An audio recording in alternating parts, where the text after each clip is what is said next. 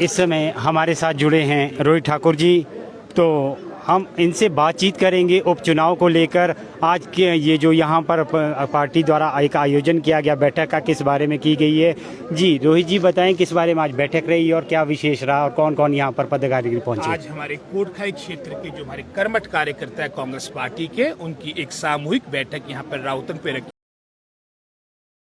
गई और विशेष रूप से इस बैठक में हमारे जो प्रभारी है, सह प्रभारी है संजय दत्त जी, वो आए थे। ठाकुर रामलाल जी जो हमारे कांग्रेस पार्टी के हिमाचल प्रदेश में हमारे वरिष्ठ नेता है, विधायक के नैना देवी क्षेत्र से, ये दोनों इस क्षेत्र में आए थे और उन्होंने हमारे जो कोटखाई क्षेत्र के सभी कर्मठ कार्यकर्ता उनको संबोधित किया, उनको दिशा निर्देश दिए कि आने वाले ये जो 20-21 दिन है बहुत ही निर्णायक है, सभी कार्यकर्ता मेहनत करें। और जो कांग्रेस कार्यकाल के दौरान इस क्षेत्र में कार्य हुए और जैसे आप सभी जानते हैं कि इस क्षेत्र का एक अटूट संबंध कांग्रेस पार्टी के साथ रहा। हमारे दो मुख्यमंत्री, हमारे दिवंगत नेता ठाकुर रामलाल जी, दिवंगत नेता राजा वीरभद्र सिंह जी की कर्म भूमि ये क्षेत्र है, उसकी महत्वता को देखते हुए उन्होंने सारी बातें यहाँ बताई है और इसके लिए सभी कार्यकर्ता प्रयास कर रहे हैं। जी, भाजपा द्वारा अब नीलम सरई को चुनाव मैदान में उतारा है, इस पर आपका क्या कहना है। ये भारतीय जनता पार्टी का आंतरिक मामला, मैं इस पर टिप्पणी नहीं करना चाहूँगा। जी, तो अब सत्ता में आप आसीन हो, जो लोगों द्वारा ये बताया जा रहा है कि अब कांग्रेस पार्टी की सत्ता आने वाली है, तो कितना आपका मार्जिन अब लेकर चल रहे हैं कि मार्जिन से जीतेंगे या मार्जिन कम रहेगा, ज़्यादा रहेगा, इस पर आपका क्या कहना है। इलेक्शन चुनाव होता है और हमारी जो लड़ाई है वो व्यक्ति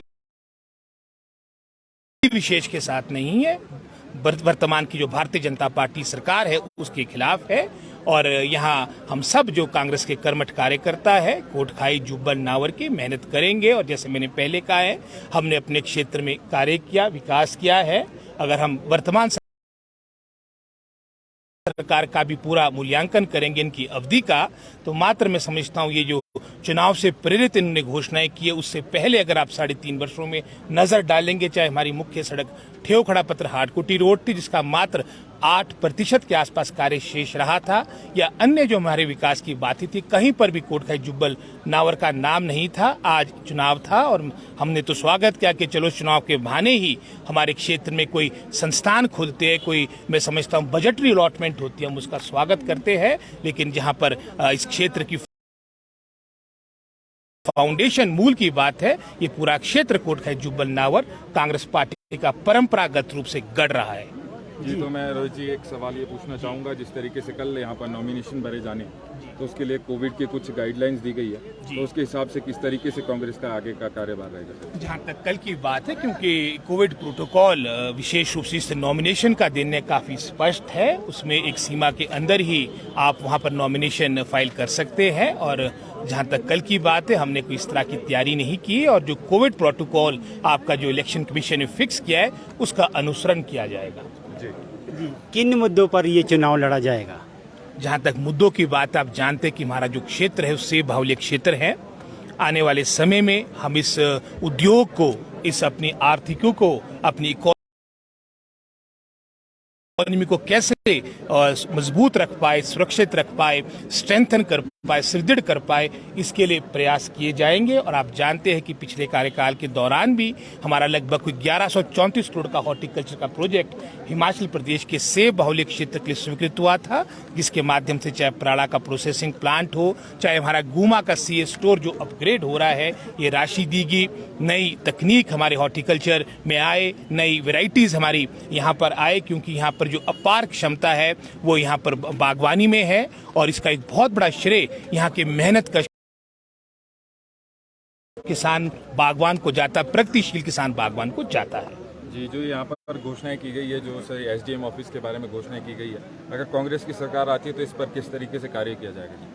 इसको बिल्कुल किया जाएगा। जो आपकी विकास की बातें निरंतर प्रक्रिया है और हमेशा कांग्रेस पार्टी का व्यक्तिगत रूप से मेरी अगर बात होगी तो हमने हमेशा पॉजिटिवली काम किया है, सकारात्मक रूप से जो कार्य चले हैं उसको और बढ़ाया जाएगा। जी सर, अगर आप जीत कर आते हैं तो सबसे पहले कौन कौन से कार्य करेंगे आप। जहां तक आप ये बात की बात करें, उसमें हमने एक डिटेल से संकल्प पत्र बनाए अपने विधानसभा क्षेत्र से, और जो हमारे क्षेत्र की मूलभूत आवश्यकताएं हैं उसको और स्ट्रेंथन किया जाएगा। और साथ ही साथ जैसे मैंने पहले कहा, सेब उद्योग के लिए जो हम कर पाएंगे, योगदान दे पाएंगे, उसके बारे में भी एक ठोस नीति बनाई जाएगी। जी, कल अंतिम डेट है उसकी, आपके नॉमिनेशन की, तो क्या समय रहेगा आपका नॉमिनेशन फाइल करने का? ये आज शाम को डिसाइड करना है और लगभग दिन के समय में हम अपना नॉमिनेशन फाइल करेंगे, लगभग 11 बजे के आसपास। तो ये थे हमारे साथ रोहित ठाकुर जी, इन्होंने बातचीत की है और बताया कि क्या नॉमिनेशन का टाइम रहेगा और क्या क्या मुख्य मुद्दे पर ये चुनाव लड़ रहे हैं। लाइव टाइम टीवी से जुड़े रहने के लिए सभी के लिए धन्यवाद। मैं कोटखाई से Pankaj Gangta, live time TV के लिए धन्यवाद।